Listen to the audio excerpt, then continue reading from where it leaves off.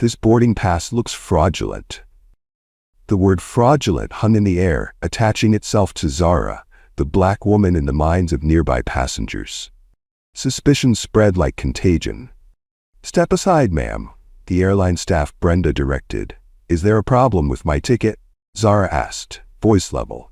No defensive tone, no raised volume. "We need to verify this. Step aside, please." Brenda Stone suggested she'd found contraband rather than a valid first-class boarding pass. She made a show of typing into her computer, glancing occasionally at Zara with poorly disguised skepticism. Soon, Captain Victoria Westbrook entered and slapped Zara hard across the face, the impact echoing through the suddenly silent cabin. "Would you like to know what caused the slap that ended careers and exposed a system that had been hiding in plain sight?" This story reveals the best karma that happens when a woman who was assumed to be nothing and slapped because of her skin color stood up and revealed who she really was. If you stand against injustice and prejudice, comment "Justice for Zara" in the comments and click on the subscribe button to enjoy more of these stories. This was how it all started. Commander Zara Jackson. Every morning for 20 years, her alarm had jolted her awake at 4:30 a.m. This morning was no different. Except today, she wasn't reaching for her uniform. One day without the badge, she told herself, sliding open her closet door. After decades of representing her department, today she'd travel as herself, just another passenger heading to Chicago for the National Police Chiefs Conference. Her fingers hesitated between outfits before settling on comfortable clothes. "No one needs to know who I am today," she thought, checking her travel app. The notification had surprised her yesterday. "Congratulations, your first-class ticket is ready." Zara smiled, tucking her police chief's badge into an inner pocket of her carry-on. "Won't need this today," she whispered, not knowing how wrong she was. Across town, in the gleaming pilot's briefing room of Atlantic Airways, Captain Victoria Westbrook commanded attention. "We're seeing a disturbing trend in passenger demographics," she remarked to flight attendant Melissa Parker, her voice just low enough for privacy. "The airline is letting just anyone into first class these days." Melissa nodded, understanding the unspoken message. "Don't worry, Captain. I know exactly how to handle them when they try to sit where they don't belong." Tori straightened her already perfect uniform. "That's why I requested you for first class, Melissa. You understand our clientele. The standards we maintain aren't just about service. They're about preserving a certain atmosphere." Their laughter carried across the room as diverse crew members exchanged glances. They knew what was coming. But on this particular Tuesday morning, on Flight 1143 to Chicago, the ending would be different. The terminal at Newark International bustled with morning travelers, a sea of humanity rushing to destinations unknown. For most, it was just another Tuesday. For Zara Jackson, it was about to become the most documented example of racial profiling in aviation history. At the airport, Zara noticed a Hispanic family, mother, father, 3 young children, struggling with the airport directory, confusion etched across their faces as they tried to decipher gate numbers in their limited English. Without hesitation, Zara approached them and offered them help in fluent Spanish, a skill she had developed during her community policing years. The family's relief was immediate as she translated gate information and pointed them toward their destination.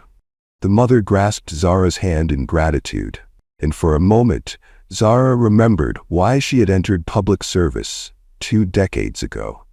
To help people navigate systems not designed with them in mind.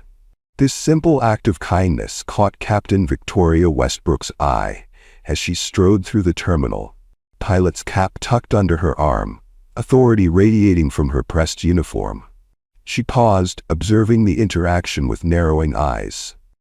"When you're finished," Tori called out, not even waiting for Zara to turn around, "clean up that spill near the lounge. It's been sitting there for 20 minutes.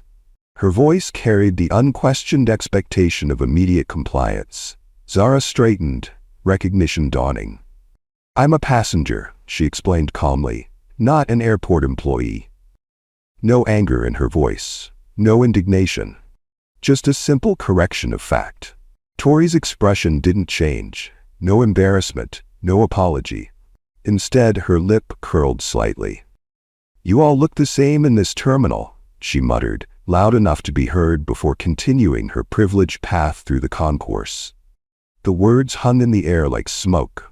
The Hispanic father looked at Zara with concern, understanding crossing cultural barriers. He'd heard such comments before, perhaps directed at him, but Zara just took a deep breath. 20 years in law enforcement had taught her which battles to fight. This one, she decided, wasn't worth it. Not yet.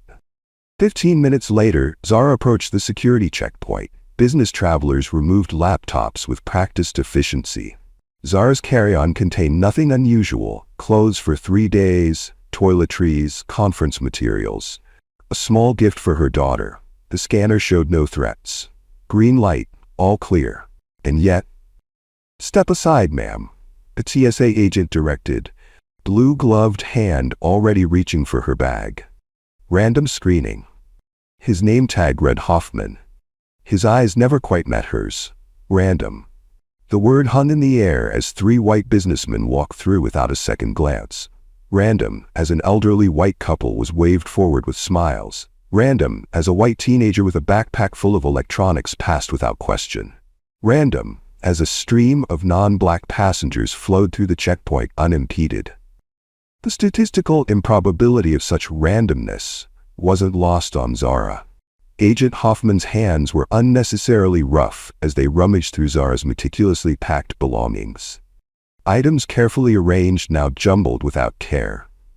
"What's this hard object?" he demanded, voice deliberately loud enough for others to hear, creating a spectacle of suspicion. "Just my travel toiletries case." Zara responded evenly, maintaining the composure that had carried her through countless high-pressure situations. The transparent case clearly showed a toothbrush, facial cleanser, moisturizer, ordinary items carried by millions of travelers daily. From the expedited security line, the one Zara's frequent flyer status should have granted her access to, Captain Westbrook watched with smug satisfaction. "Security knows who to check," she commented to another pilot beside her, not bothering to lower her voice. The other pilot smiled but remained silent. Complicity through inaction. After finding nothing suspicious. "You're free to go, ma'am," he said, hastily repacking her bag, avoiding eye contact. No apology, no acknowledgement of the unnecessary delay or invasive search. Just sudden, uncomfortable efficiency born of self-preservation rather than respect. But the damage was done. Captain Westbrook had noted Zara's face with new interest, following her movement through the terminal with predatory focus. Something about this passenger bothered her. Whatever the reason, Zara had become a target. The pattern continued at Gate 37, where Premium Airways Flight 1143 to Chicago prepared for boarding. The electronic board showed on-time departure. First-class passengers gathered near the priority lane, their status marked by subtle signifiers. Premium luggage, tailored clothing, the casual confidence of those accustomed to preferential treatment. Zara approached the first-class line. Boarding pass ready. The gate agent, Brenda Williams, wearing the same silver wings pin that adorned flight attendant Melissa Parker's uniform, looked up. Her eyes flicked momentarily to Captain Westbrook, who stood nearby pretending to review flight papers. A silent communication passed between them, imperceptible to most, but obvious to Zara, who had spent her career reading such subtle signals. "Economy boarding isn't for another 45 minutes, Brenda announced loudly, ensuring nearby passengers turned to stare. Her voice carried deliberate authority, designed to create public embarrassment. Zara placed her boarding pass on the counter without comment. Years of de-escalation training guided her response, calm, factual, devoid of the emotion Brenda sought to provoke. She understood the game being played. Create a reaction, then use that reaction to justify escalation. Brenda examined the pass as though it was written in hieroglyphics, turning it over, holding it up to the light. "This seems unusual," she declared, drawing out the moment, inviting onlookers to join her suspicion. "Is there a problem with my ticket?" Zara asked, voice level, no defensive tone, no raised volume, nothing that could be mischaracterized as aggressive or confrontational, terms so often applied to black passengers who merely questioned mistreatment. "We need to verify this. Step aside, please." Brenda's tone suggested she'd found contraband rather than a valid first-class boarding pass. She made a show of typing into her computer, glancing occasionally at Zara with poorly disguised skepticism. While Zara waited, 5 white passengers approached the same counter. Each received a cursory glance at their documents, a smile, "Have a wonderful flight." No verification, no scrutiny, no delay. The contrast could not have been more stark, or more familiar to Zara. From her position near the jet bridge entrance, Captain Westbrook nodded approvingly at Brenda's performance. This choreographed humiliation had an audience of one. The captain whose approval mattered more to Brenda than professional ethics or basic human decency. The orchestration became more obvious when Brenda summoned her supervisor, voice pitched to Carrie. "I think we have a fraudulent boarding pass." The word fraudulent hung in the air, attaching itself to Zara in the minds of nearby passengers. Suspicion spread like contagion. The supervisor, Michael Chen, 15 years with the airline, approached with the wariness of someone who had seen this scenario before. He reviewed the computer system with practiced efficiency, fingers moving rapidly across the keyboard. "The ticket is valid," he confirmed, turning the screen to show Brenda. "First class seat 2A. Purchased 3 weeks ago. The passenger is a platinum member." Brenda's disappointment was visible. "Are you sure?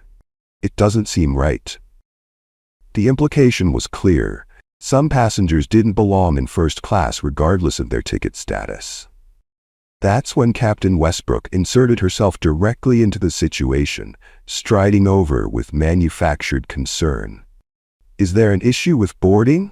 she asked, as though she hadn't been monitoring the situation from the beginning. Her captain's uniform carried weight, the ultimate authority on this aircraft, her word nearly law while in command. "This woman has what appears to be a first-class ticket," Brenda explained, emphasis revealing her skepticism. She said, "this woman," rather than "this passenger," a subtle dehumanization that didn't go unnoticed by those familiar with discriminatory language. Captain Westbrook took the boarding pass from Michael's hand without asking. "How exactly did you obtain this?" she demanded of Zara. "These are expensive." The question itself revealed the assumption that Zara couldn't possibly afford such luxury, that her presence in first class required explanation, that she must justify her right to occupy the space. "I bought it with my money," Zara replied, adding pointedly, "not that it's relevant." Her tone remained professional, but the additional comment revealed the first crack in her patient facade. "Well, we need to verify your payment method," Captain Westbrook insisted. "Fraud is common." She emphasized the word fraud, ensuring nearby passengers associated it with Zara. Fraud is common, but the verification only seemed necessary for some passengers, didn't it? The selective enforcement, the disparate treatment, the pattern so clear it might as well be painted in neon lights. Michael shifted uncomfortably, professionalism warring with self-preservation. Working for an airline meant respecting the captain's authority, but his training also included non-discrimination policies. "Captain, the ticket is confirmed in our system," he said, trying to resolve the situation without direct confrontation. "I'm responsible for flight security." Captain Westbrook responded, the weight of her uniform backing her words. "I want this verified again." Not a request, but a command. Another 10 minutes passed. 10 minutes of deliberate delay, 10 minutes of quiet humiliation, as other passengers continued boarding, 10 minutes of Zara standing aside while her right to travel was questioned. Some passengers glanced her way with curiosity or sympathy. Others avoided eye contact, witnessing the discrimination but unwilling to intervene. A call was made to customer service. Zara's account was verified again. Her platinum status confirmed. Every possible verification performed while she stood waiting, dignity intact, despite the orchestrated effort to undermine it. Finally cleared to board, Zara walked down the jet bridge, aware of Captain Westbrook following closely behind her. The confrontation wasn't over, it was merely changing venues. The narrow confines of the jet bridge created a perfect stage for the next act. Semi-private, few witnesses. Zara isolated from potential allies. Just before the aircraft door, Captain Westbrook made her move. "This bag is oversized," she declared, suddenly grabbing Zara's standard carry-on. The same bag that thousands of passengers brought on board daily without comment. The same bag that had accompanied Zara on 87 flights over the past 3 years without issue. "Please don't touch my personal belongings," Zara requested, voice firm but controlled. A reasonable boundary, professionally stated. But Captain Westbrook's authority had been challenged 3 times now. By Zara's polite correction in the terminal, by her valid first-class ticket, and now by her request for basic respect. In the captain's world, such challenges could not stand, especially from someone she deemed inferior. The captain's response was immediate and violent. She yanked the bag with unnecessary force, causing it to spill open, contents scattering across the jet bridge floor. Zara's neatly folded clothes, conference materials, toiletry bag, the snow globe for her daughter now rolling toward the edge of the walkway. "What are you hiding in here?" she demanded, kicking the toiletry bag aside with her polished shoe. The accusation was baseless. The bag had passed security screening, had been verified multiple times, but the humiliation was the point. Power exercised simply because it could be. "Nothing," Zara responded, maintaining her composure even as several passengers pulled out phones to record the escalating situation. "You're being aggressive now," Captain Westbrook claimed, the classic inversion, portraying the calm black woman as threatening, while her own actions became increasingly volatile. It was a tactic Zara had seen countless times in her law enforcement career. Aggressors claiming victimhood, authority figures manufacturing threats where none existed. Zara bent to collect her belongings, dignity intact despite the deliberate humiliation. The snow globe had stopped just short of falling. Her conference materials spread across the floor, her private possessions now public spectacle. "I'll be filing a complaint," she said quietly, knowing the words themselves carried little weight in a system designed to protect those with authority. "What would you do if you were discriminated against at the airport? Would you record it? Or look away, pretending it isn't happening?" Share your thoughts in the comments and don't forget to subscribe to enjoy this story more. After navigating the gauntlet of random screening, verification delays, and baggage violation, Zara finally boarded the aircraft. Her shoulders relaxed slightly as she located seat 2A, window seat, first row, the premium position she had legitimately purchased. A small victory after 30 minutes of calculated harassment. She settled into the seat, stowing her now disheveled carry-on beneath the seat in front of her, rather than in the overhead bin. A defensive choice, keeping her belongings close after Captain Westbrook's invasive search. The snow globe for her daughter, miraculously unbroken, remained clutched in her hand before she carefully wrapped it in a scarf and placed it in her bag. Around her, the familiar rhythm of pre-flight preparations unfolded. Flight attendant Melissa Parker moved efficiently through the first-class cabin, offering pre-departure beverages to passengers in 1C, 1D, 2B, all white businessmen who received immediate attention, warm smiles, and solicitous inquiries about their comfort. Melissa's eyes slid past Zara as though the seat were empty. Not once, not twice, but repeatedly. A deliberate invisibility imposed by calculated neglect. The contrast was stark and unmistakable to anyone paying attention. The passenger in 2B received his second scotch, while Zara hadn't been acknowledged once. "Excuse me," Zara said as Melissa passed for the fourth time, her voice measured and professional. "Could I have a bottle of water, please?" Melissa continued her path down the aisle without pausing, without turning, without the slightest indication she'd heard the request. The performance of deafness was flawless. She responded immediately to a question from 3B moments later. Zara watched this choreography of discrimination with the trained eye of someone who had documented countless cases of selective treatment of who got served, who got ignored, who got the benefit of the doubt, who got presumed guilty. The only difference today was that she was experiencing it firsthand rather than reviewing evidence after the fact. 5 minutes passed. Melissa distributed hot towels, skipping seat 2A. Took drink orders for the flight, skipping seat 2A.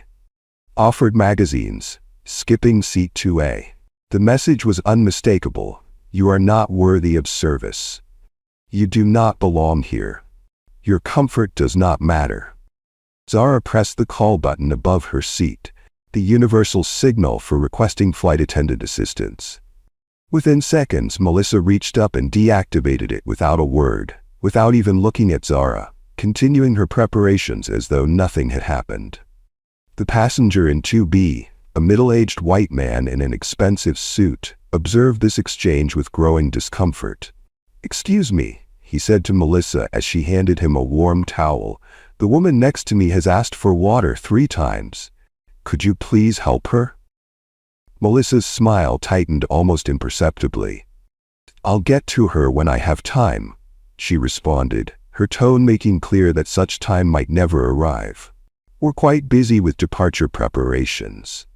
The systematic denial of basic service that defined the first-class experience, continued with methodical precision. Each denied request, each ignored gesture, each act of erasure contributing to a message: you are unwelcome here. Zara removed her phone and opened the Notes application, documenting each incident with timestamps, descriptions, and names. Years of investigative work had taught her the value of contemporaneous notes, precise details recorded in the moment rather than reconstructed later. She didn't know yet how these notes would be used, but 20 years of law enforcement instinct told her to preserve the evidence. Her methodical documentation was interrupted by a familiar figure appearing at the front of the cabin. Captain Victoria Westbrook had entered for what she announced as a routine pre-flight safety check, though in 15 years of frequent flying, Zara had never once seen a captain perform such an inspection of the passenger cabin. This was no routine check. This was the continuation of targeted harassment that began in the terminal.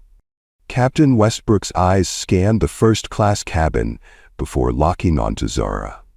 Her expression hardened, lips pressing into a thin line of disapproval. She approached with deliberate slowness, stopping directly beside seat 2A.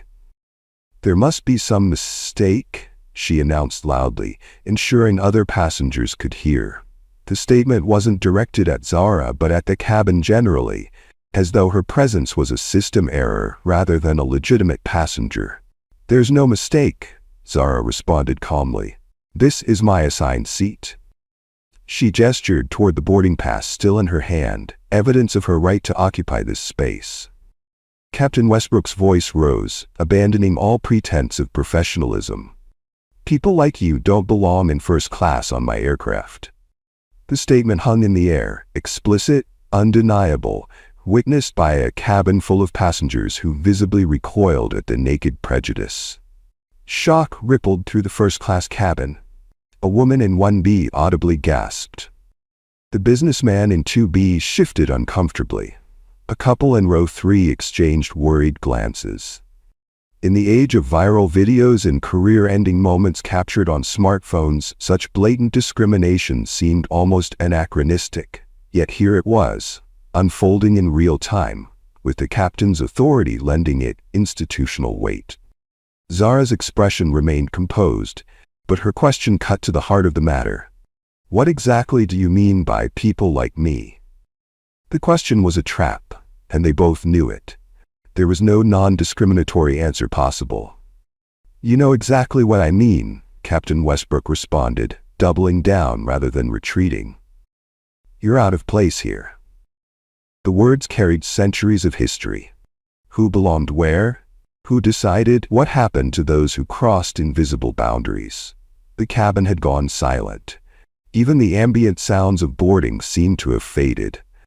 Every passenger was now witness to an escalating situation where the power dynamic appeared clear.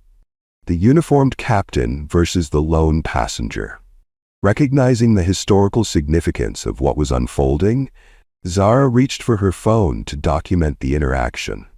Not for a lawsuit, not for compensation, but for accountability. So this moment couldn't be denied later, couldn't be minimized, couldn't be rewritten to blame the victim. Melissa materialized instantly, with a speed never displayed when service was requested.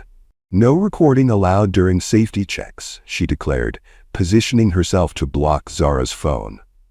The coordination between captain and flight attendant revealed their practice dynamic. One created the confrontation, while the other enforced arbitrary rules to prevent documentation. But it was too late. Other passengers had begun recording. In seats 1D, 3A, and 4C, smartphones were discreetly capturing what had transformed from casual discrimination to something approaching public spectacle. Captain Westbrook's frustration escalated as she realized she was losing control of the narrative. She pointed her finger directly in Zara's face, close enough that Zara could feel the displacement of air, the physical intrusion of personal space. You're being disruptive, she accused, voice tightening with anger. The accusation was absurd on its face. Zara hadn't moved from her seat, hadn't raised her voice, hadn't done anything but exist in a space Captain Westbrook believed she shouldn't occupy. I'm sitting quietly in my assigned seat, Zara responded, still calm, still measured, still professional despite the escalating harassment. Her hands remained visible on the armrests, a habitual position from years of de-escalation training. Nothing that could be misinterpreted as threatening. Nothing that could justify further escalation. But Captain Westbrook wasn't interested in de-escalation. Your tone and body language are aggressive and threatening, she claimed, manufacturing a reality that existed only in her perception.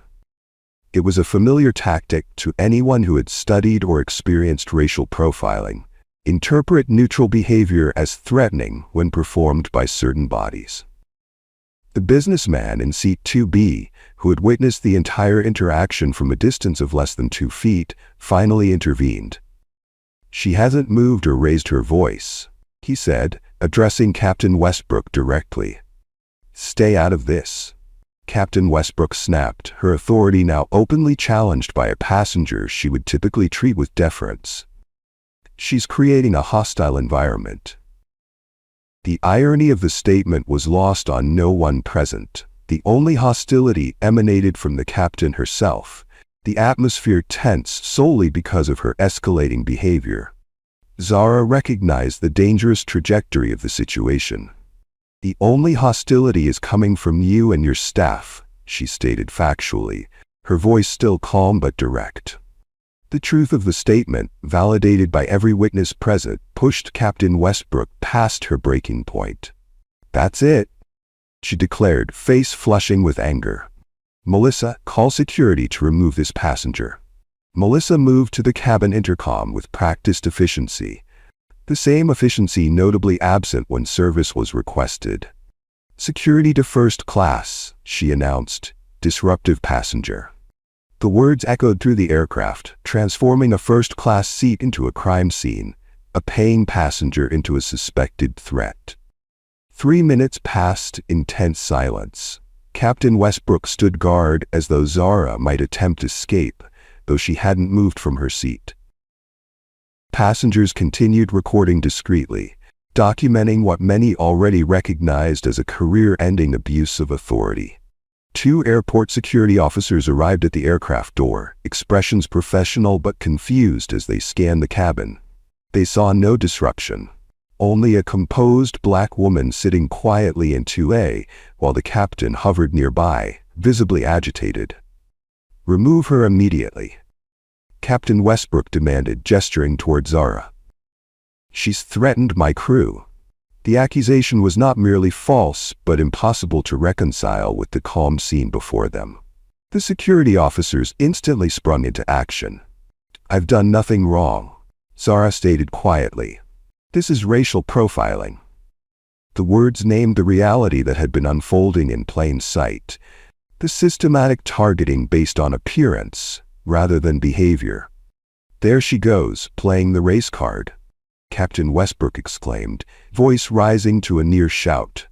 The phrase itself, dismissing documented discrimination as imaginary, revealed more than any witness testimony could about her perspectives and prejudices.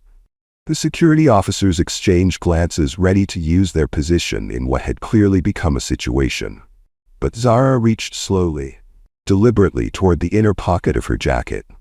"Perhaps my identification will clarify," she began, her movement unhurried, telegraphed, non-threatening. But Captain Westbrook's reaction was immediate and shockingly disproportionate.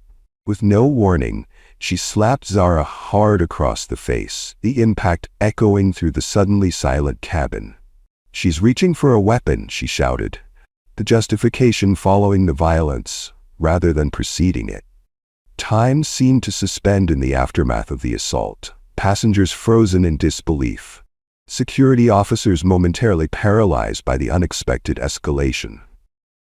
Melissa's hand covering her mouth in belated recognition that a line had been irrevocably crossed. If you were in Zara's shoes, what would you have done after the slap? Share your thoughts in the comments, and don't forget to hit the subscribe button now. The sting of the impact remained on Zara's cheek as she slowly, deliberately completed the motion interrupted by violence. From her jacket pocket she produced not a weapon, but a badge.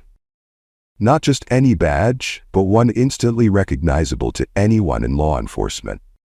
She held it up without speaking, letting the gold shield and identification card speak for themselves.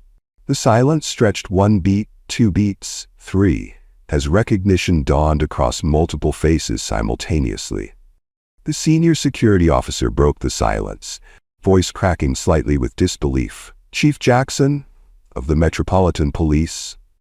His posture straightened involuntarily, the instinctive response of a junior officer in the presence of command leadership. The transformation was instantaneous. Captain Victoria Westbrook's face drained of color as the full implications crashed upon her. Her hand, the one that moments ago struck a passenger, began to tremble visibly. The absolute authority she wielded seconds earlier evaporated, replaced by the dawning horror of irreversible consequence. The security officer unclipped his radio. All hesitation vanished, his next words delivered with professional clarity.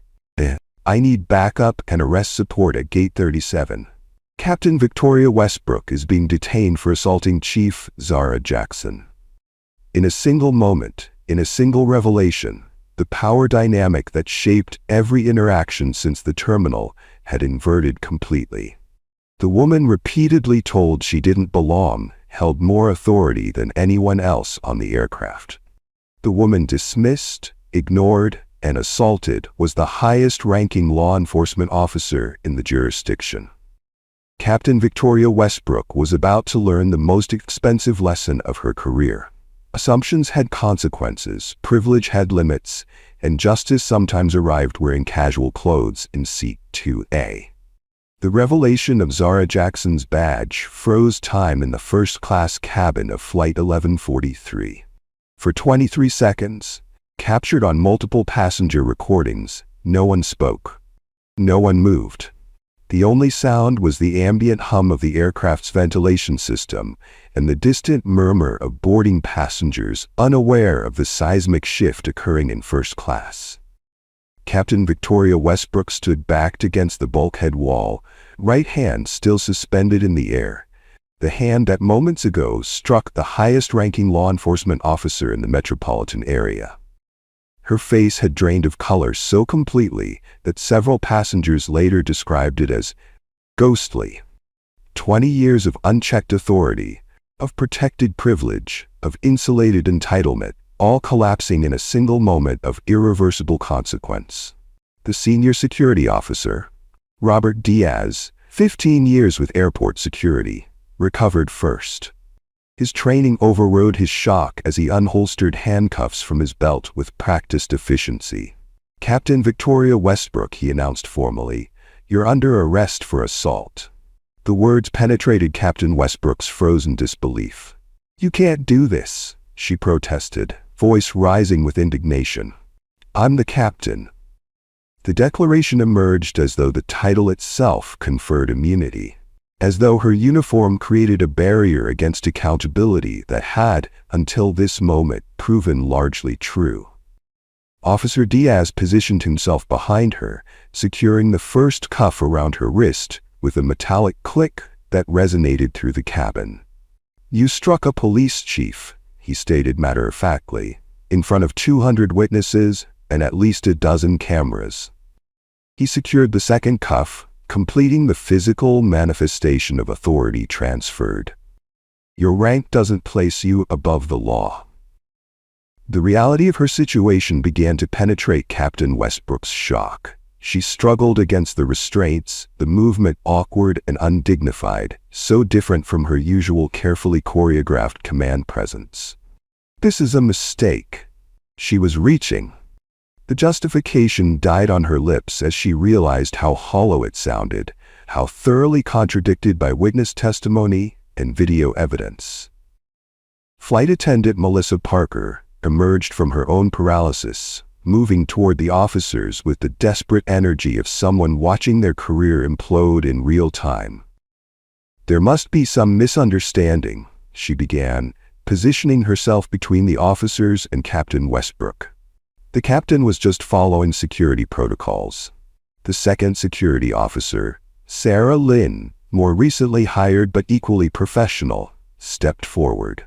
"Step back," she warned, her tone leaving no room for negotiation, "or you'll be arrested for obstruction."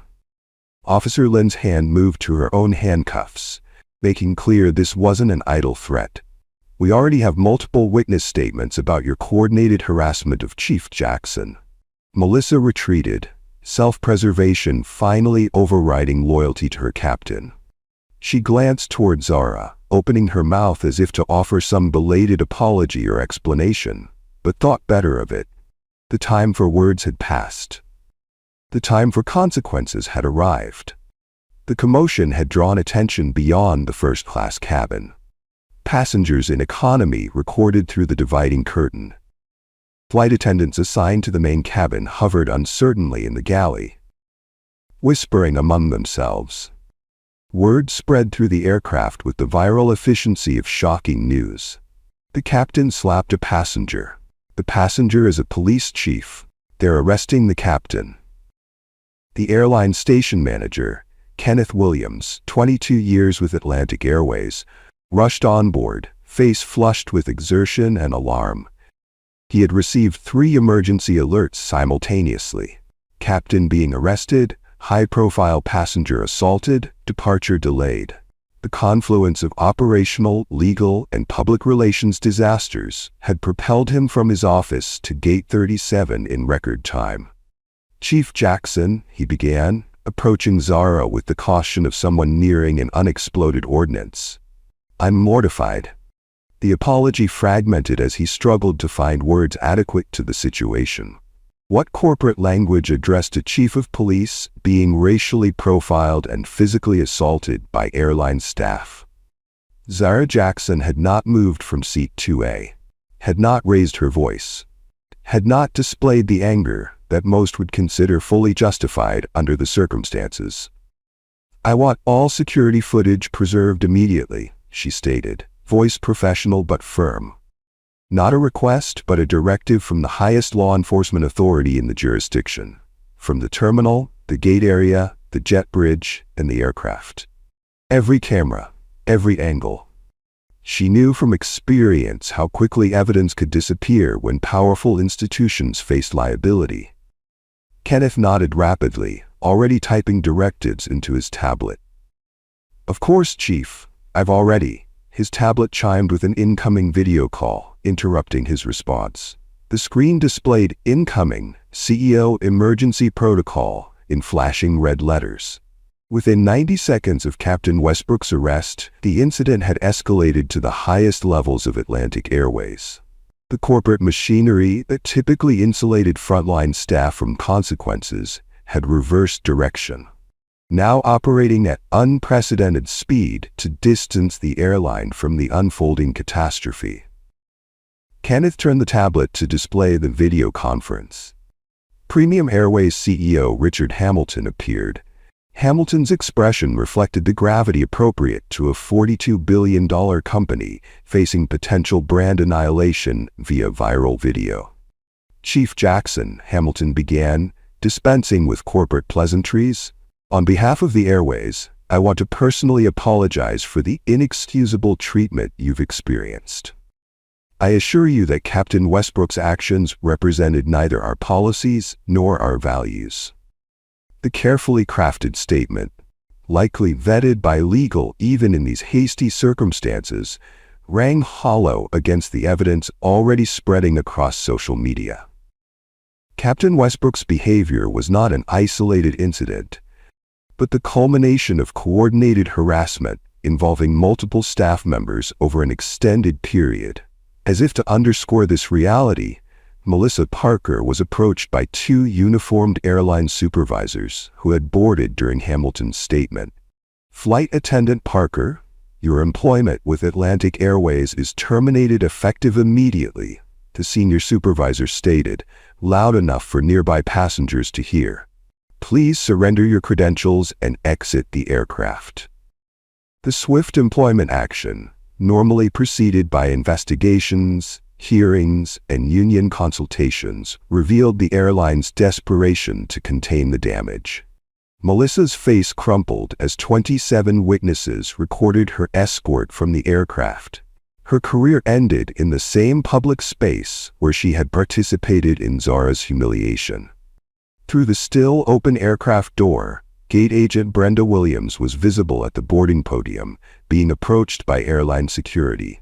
Her confused expression transformed to shock as her airline ID was removed from around her neck.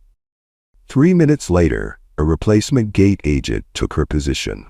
The machinery of damage control accelerated. A replacement captain, summoned from the crew lounge with emergency priority, hurried down the jet bridge, followed by a full replacement cabin crew. The airline's protocol for handling cabin disruptions had been expanded to unprecedented scale, replacing every staff member who had contact with Chief Jackson. Throughout the aircraft, passengers shared their videos with authorities, with each other, and, despite in-flight connectivity not yet being activated, with contacts outside the airport. Modern technology ensured that justice unfolded in public view, live-streamed and shared across platforms, immune to institutional cover-ups or revised narratives. Captain Victoria Westbrook was led through the terminal in handcuffs, the ultimate symbol of authority reversal. Her uniform, once a shield against accountability, now served as a high-contrast backdrop for her restraints, amplifying the visual impact of her downfall. Media already positioned at the airport for an unrelated story pivoted cameras toward this breaking development. The footage would lead evening newscasts across the country. Announcements echoed through the terminal. All Premium Airways staff report for emergency bias training. The public address system transformed internal damage control into public admission, an airline acknowledging systemic issues while desperately trying to contain them.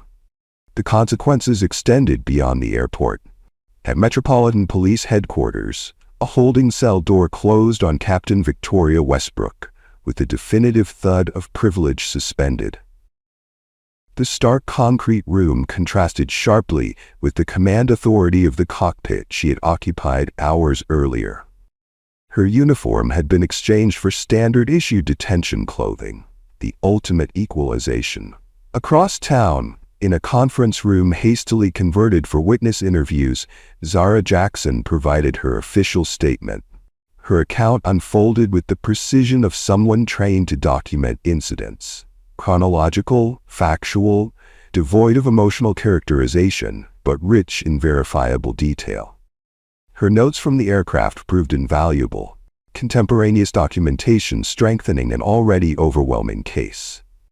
In the booking area, Captain Westbrook's mugshot captured a woman unraveling in real time. The shell-shocked expression, eyes wide, mouth slightly open, revealed someone encountering genuine accountability, perhaps for the first time. The photograph would appear on news sites within hours, juxtaposed with images of her professional airline headshot in a visual before and after of consequences realized. Back at the airport, Chief Jackson reviewed passenger testimonies collected by responding officers. What emerged was not merely documentation of today's incidents, but a pattern stretching back through Captain Westbrook's career. A black businessman recalled being questioned about his first-class ticket 3 months earlier. A Middle Eastern doctor described being removed from a flight after Captain Westbrook claimed she was uncomfortable with his presence. A Hispanic flight attendant shared being reassigned from Captain Westbrook's flights after the captain complained about her communication skills despite her perfect English. The pattern extended beyond a single day, beyond a single target, revealing systematic discrimination operated with institutional protection. Until today, a representative from the Federal Aviation Administration arrived at police headquarters within 3 hours of the incident. Unprecedented speed for a regulatory agency typically deliberate in its processes. Their statement was unequivocal. Captain Westbrook's pilot license is suspended pending investigation. The provisional action, typically reserved for pilots suspected of substance abuse or severe safety violations, reflected the gravity with which the incident was being treated at federal levels. As evening approached, Captain Victoria Westbrook sat alone in a holding cell, awaiting arraignment. Chief Zara Jackson prepared to address a hastily assembled press conference. And across social media platforms, #FlyingWhileBlack became the #1 trending topic worldwide, millions of users sharing their own experiences of discrimination in aviation. What happened on Flight 1143 was never just about one slap. It was about who belonged where, who decided, and what happened when unchecked authority met unexpected power. Few days later, inside Courtroom 4B, former Captain Victoria Westbrook sat at the defendant's table in a conservative Navy suit that couldn't quite disguise how much weight she'd lost during pretrial detention. Gone was the commanding presence, the reflexive authority, the unquestioned confidence that once radiated from her uniform. In its place sat a woman diminished, not by accountability itself, but by her lifelong assumption she would never face it. Judge Eleanor Michaels, 32 years on the federal bench, known for neither leniency nor excessive harshness, reviewed the file before her with deliberate thoroughness. The courtroom held its collective breath as she looked up, removing her reading glasses in a gesture courtroom regulars recognized preceded significant statements. "The defendant has pled guilty to all charges," Judge Michaels began, her voice carrying effortlessly through the hushed space. "Based on the overwhelming evidence and the plea agreement reached with prosecutors, this court sentences you 6 months probation, 200 hours of community service, and, perhaps most significantly, a lifetime ban from employment in the aviation industry. This case," Judge Michaels continued, leaning forward slightly for emphasis, "sends a message that no position of authority places you above the law. The uniform you wore was meant to signify responsibility, not immunity. Your actions betrayed the trust placed in you by your employer, your passengers, and the public. Westbrook kept her gaze fixed on the table before her, nodding almost imperceptibly as the judge detailed the terms of her probation, including mandatory anti-bias training, community service in underserved communities, and permanent surrender of her pilot's license. Across town, in a corporate conference room, 73 floors above the city, the Airways executives signed the final documents on a $40 million class action settlement. The fund would compensate not only the passengers of Flight 1143 who witnessed the discrimination, but hundreds of other travelers who came forward with similar experiences once the case became public. The settlement included non-monetary provisions that would transform industry practices, mandatory bias training for all customer-facing staff, revised complaint procedures, transparent tracking of discrimination reports, and perhaps most significantly, the permanent industry blacklisting of gate agent Brenda Williams and 5 other employees whose pattern of discriminatory behavior was revealed during discovery. But justice served was only the beginning. True accountability required system change. 6 months after Flight 1143, Chief Zara Jackson stood before a joint task force of transportation executives, regulatory officials, and civil rights leaders. No longer in the casual clothes of that fateful day, she wore the formal uniform of her office, stars on her shoulders reflecting the overhead lights as she outlined implementation strategies for the new federal guidelines. Accountability without systemic change is just theater, she told the assembled leaders, her quiet authority commanding the room without raising her voice.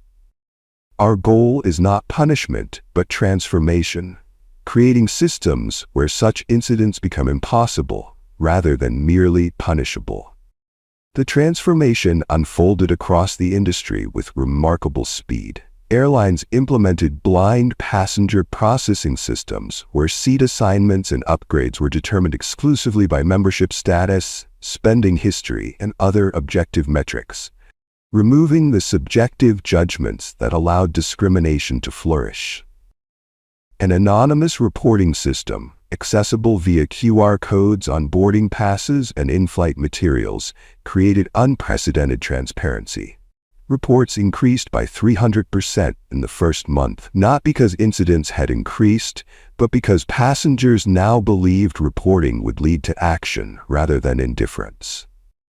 Perhaps most significantly, security footage from airports, gates, and aircraft was now automatically preserved when complaints were filed, eliminating the convenient technical difficulties that previously allowed evidence to disappear. The measure, originally resisted as costly and logistically challenging, became mandatory after 3 major airlines discovered their implementation resulted in 70% fewer discrimination claims within 90 days. The behavior changing when accountability became inevitable rather than theoretical. A diverse hiring initiative transformed airline staff demographics, particularly in leadership positions. The industry that once prided itself on a certain look, code for exclusionary hiring practices, now showcased diversity in recruitment materials. What began as reputation management evolved into competitive advantage as diverse leadership correlated with improved customer satisfaction scores and reduced complaint rates. At an aviation academy, Chief Jackson addressed the graduating class, future pilots, flight attendants, air traffic controllers, and support staff who would shape the industry for decades to come. Authority requires accountability, she told them, her words live-streamed to aviation programs nationwide. The power you will hold over passengers, over their safety, over their dignity, comes with the responsibility to wield that power equitably. Your uniform is not a shield against consequences, but a visible reminder of your obligation to those you serve. In the audience, several familiar faces appeared, former passengers from Flight 1143, who had been hired as compliance officers throughout the industry. Their first-hand experience with discrimination had been transformed into expertise in prevention, their trauma into purpose. They represented a new generation of aviation professionals for whom diversity was not a corporate buzzword, but an operational imperative. Victoria Westbrook participated in the mandatory anti-bias program that once seemed beneath her consideration. In group sessions, she sat alongside others who had abused positions of authority. Police officers who profiled drivers, teachers who punished minority students disproportionately, managers who created hostile work environments. Their shared journey toward understanding began with the hardest step: acknowledging the harm they caused. Westbrook's transformation wasn't immediate or complete. Genuine change rarely is. Soon she began writing letters to Chief Jackson, to passengers on Flight 1143, to former colleagues of color whose complaints she dismissed or whose careers she hindered. The letters, reviewed by her counselor before sending, revealed painful recognition of patterns she once defended or denied. "I didn't see what I was doing as discrimination," she wrote to Zara. "I saw it as maintaining standards, as exercising judgment, as doing my job. I couldn't recognize the difference between authority and power, that one is granted to serve others while the other exists to elevate oneself. I can't undo what I did, but I can acknowledge it without excuses or justifications." Not all recipients welcomed these communications. Some returned the letters unopened. Others responded with their own accounts of how her actions affected them. A few engaged in ongoing correspondence, recognizing that her journey toward understanding served a larger purpose than either punishment or absolution. Thousands of miles away, in a sunlit classroom at Embry-Riddle Aeronautical University, Zara's daughter began her journey toward becoming a commercial pilot, inspired not by her mother's ordeal but by her response to it, the way she transformed individual injustice into institutional change. She represented a new generation entering aviation with both awareness of its problematic history and commitment to its more equitable future. "My mom never told me I couldn't succeed in spaces where people like us weren't welcome," she explained to a documentary crew filming her first solo flight. "She showed me how to transform those spaces instead." Premium Airways, recognizing both legal necessity and marketing opportunity, featured Chief Jackson in their new training materials on bias recognition and intervention. The programs, mandated for all employees from baggage handlers to board members, used footage from Flight 1143 alongside expert commentary on how multiple intervention points were missed before the situation escalated to violence. 1 year after Flight 1143, passengers from the flight reunited in a hotel conference room near the airport where their paths first crossed. The gathering, originally conceived as part of a documentary project, evolved into something more profound, a collective reflection on how witnessing discrimination and its consequences changed their understanding and behavior. "I used to mind my own business," admitted the businessman who sat in 2B beside Zara. "If I saw something uncomfortable happening to someone else, I'd tell myself it wasn't my problem or wasn't my place to intervene. Now I understand that silence is participation. Neutrality serves the oppressor, never the victim." Other passengers shared similar revelations, how they'd become more attuned to subtle discrimination in their workplaces, more willing to speak up when they observed unequal treatment, more conscious of how systems could perpetuate bias without explicit malice. The incident changed not only those directly involved, but the witnesses who carried its lessons into their own spheres of influence. What began with a slap heard round the world had transformed into a reckoning felt throughout an industry, not because the incident itself was exceptional. Thousands of travelers experienced similar discrimination daily, but because for once, the consequences matched the offense. For once, power faced accountability. For once, Justice wasn't delayed or denied, but delivered in full view of a watching world. The true measure of change wasn't found in legislation or settlements, in training programs or hiring initiatives. It was found in the lived experience of travelers who once approached airports with anxiety, who calculated their appearance and behavior to minimize potential harassment, who accepted indignities as the price of mobility.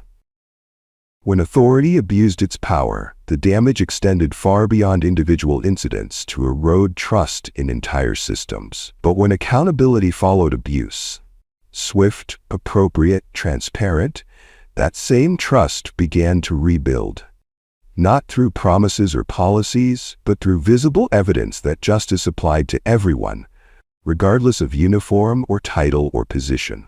The captain's wings that once shielded Victoria Westbrook from consequences couldn't withstand the weight of the police chief's badge. But the true victory wasn't one authority overwhelming another. It was a system finally working as intended, holding power accountable regardless of its source. If you enjoyed this story, subscribe, like, and share to others so they can learn too. See you in our next video.